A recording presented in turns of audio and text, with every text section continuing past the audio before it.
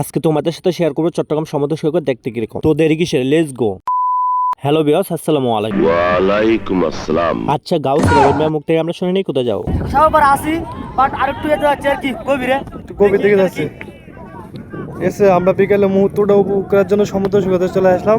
রবিন ভাই মুখ থেকে আমরা শুনতে পেলাম যে আমরা সাগরে আছি, কিন্তু একটু গভীর স্থলে যাবো। তো চলুন দেখা যাক গভীর স্থলে গিয়ে কি দেখা যায়। আর গাইস আমি বকবক ফকফক করে যাচ্ছি আর কথা বলতেছি, কথা কিন্তু আওয়াজ নাই। আমরা কিন্তু রবিন ভাইকে নিয়ে আসছি বিকালে মুহূর্তটা উপভোগ করার জন্য। সূর্য ডুবার আগে বিকেলে মুহূর্তটা এত সুন্দর হয় যে আমি বলে বোঝাইতে পারবো। রবিন ভাইয়ের আমি যেখানে হাঁটতেছিলাম সাগরের ঝড় হলে এখানে প্রচুর পরিমাণ পানি থাকে। এখানে পানির উপরে চলে জাহাজ, আমরা এখন শুকনো হাঁটতেছি। তো বন্ধুরা রবিন ভাইকে নিয়ে হাঁটে আস্তে আস্তে অনেকটা গভীরতা চলে আসে। চাইলে আমরা আর একটু গভীরতা যেতে পারি, কিন্তু যাবো না, কারণ এখানে গেলে খাদা হবে। এই যে কতগুলো জাহাজ দেখা যাচ্ছে সবগুলো শুকনা পড়ে গেছে, আবার যখন পানি আসবে এগুলো সব চলে যাবে। আর গ্যাস এই যে বিল্ডিংটি দেখতে পাচ্ছেন এটা হলো আমাদের অফিস। আমাদের অফিসটা হলো সাগরের সাথে হাইওয়ে রোডের পাশে। সমুদ্র সৈকতের ছোট ছোট মিনি ট্রলার। আমাদের এলাকায় এই নৌকাকে সবচেয়ে বড় নৌকা বলে পরিচিত। আর গ্যাস এই নৌকাগুলো যতক্ষণ পর্যন্ত এখানে পানি না আসবে এখান থেকে আর যাইতে পারবে। হ্যালো বন্ধুরা, চট্টগ্রাম সমুদ্র সৈকত আপনাদের কাছে দেখতে কেমন লাগছে?